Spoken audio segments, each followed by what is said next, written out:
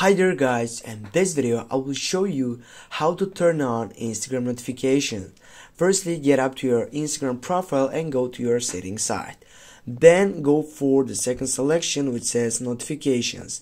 Here you need to make sure that the first selection which says pause all, it's not turned on. You need to turn off this section, because if you turn on, here as you can see, you get a site in which you can pause all these notification sections, in which you can get for 15 minutes, 1 hour, 2 hours, 8 hours, 4 hours.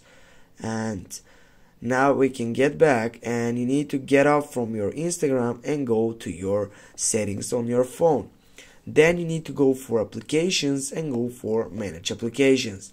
Right after that, on the search box you need to type for Instagram.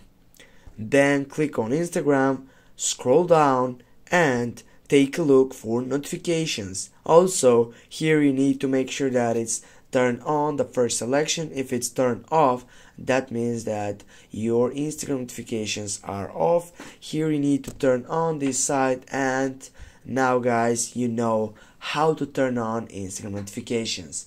Thanks for watching. Don't forget to hit that like and share the video. See you soon guys.